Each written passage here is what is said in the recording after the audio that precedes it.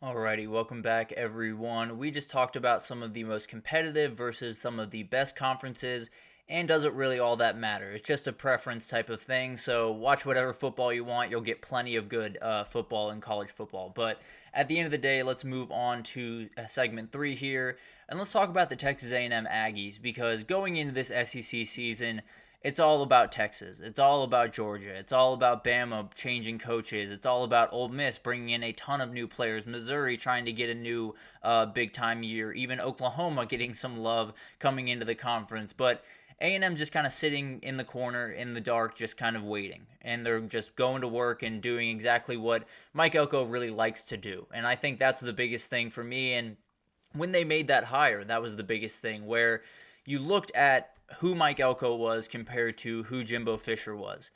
Mike Elko fits A&M just infinitely better. And maybe I'm alone on this. There might be some Aggie fans that can call me out on this, but almost from the jump, it felt like Jimbo Fisher was just not in the right place. It felt like that was just not quite the right place for him.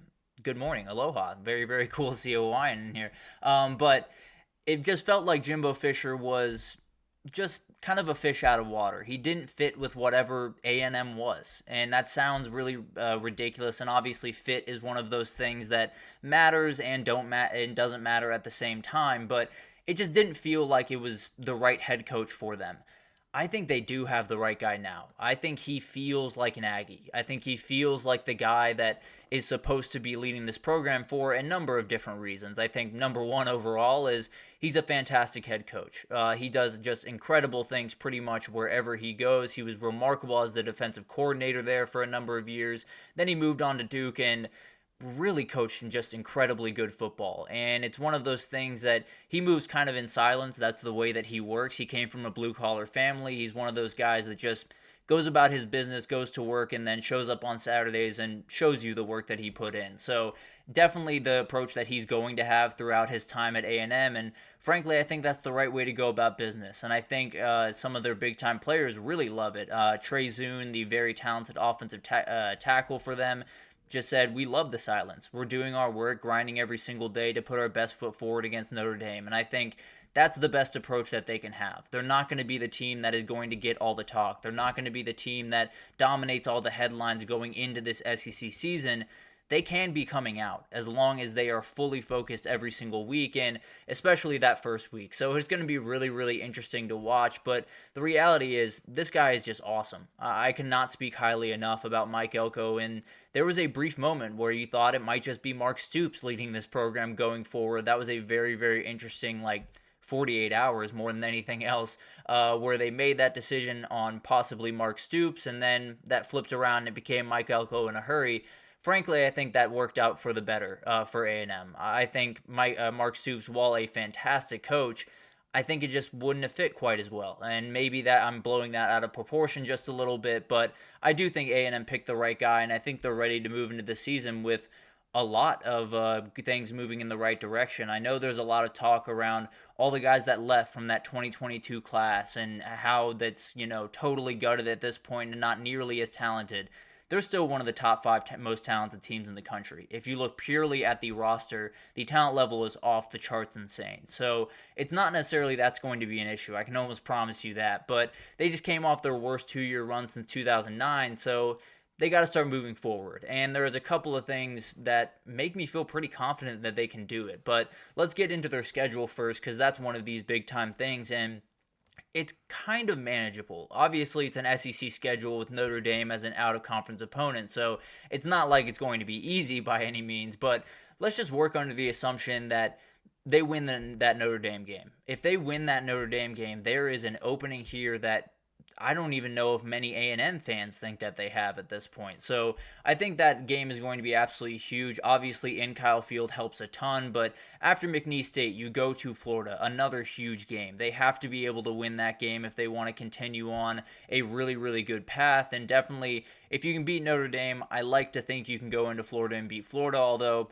it's definitely going to be very close because that environment gets loud in a hurry. But that'll be really, really interesting to watch. You have Bowling Green obvious layup. Arkansas, for some reason, they're playing that in Jerry World again instead of playing that at home and home, but that's beside the point.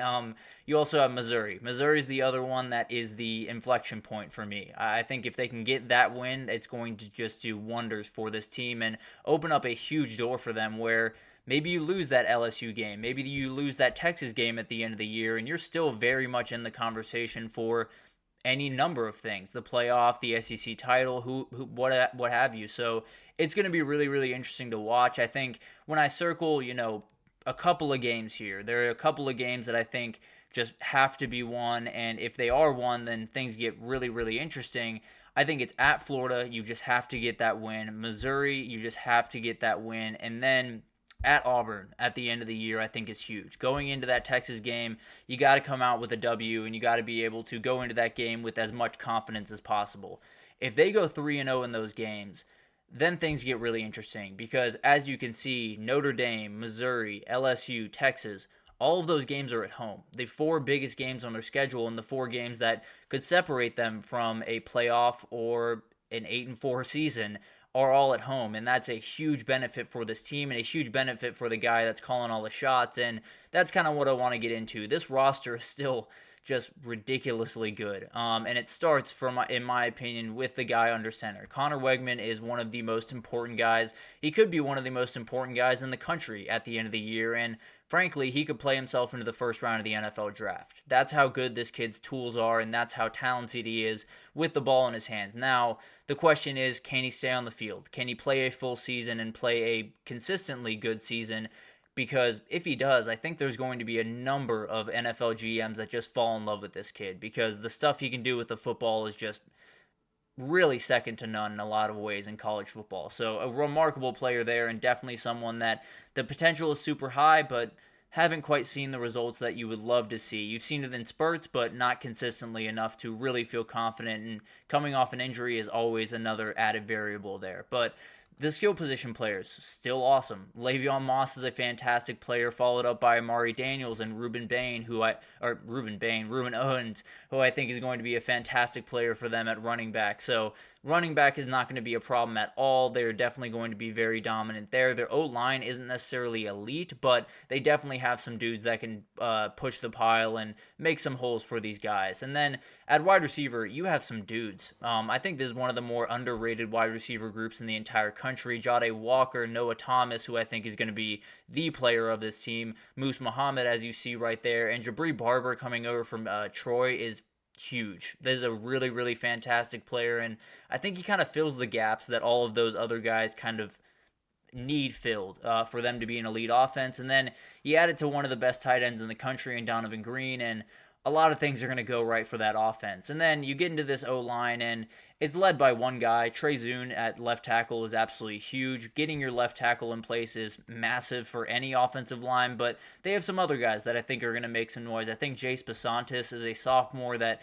is going to be a really, really solid player. Maybe it takes him some time to kind of really get going there, but a very, very solid player, and I think when run blocking is going to be an absolute monster, if I'm being totally honest. And then you move on to the defense. Obviously, you lose guys like Walter Nolan, Jacoby Matthews, and others through the portal, and then Edrin Cooper to the NFL. So a ton to replace, but the foundation's still pretty solid, if I'm being totally honest. Shamar Turner is a absolute beast out on the inside. Shamar Stewart is an absolute beast on the outside. So the defensive line at least has those two guys to kind of build off of. You obviously brought in Nick Scourton, which is an absolutely huge person to bring in on that defensive side of the ball, and likely will be their best pass rusher, but at least you have someone like Shamar Stewart to kind of complement him just a little bit. And then Torian York is one of the better linebackers in the conference, in the country, however you want to cut it. This guy is downright special in the middle of that defense and definitely will be a very good player for them this year.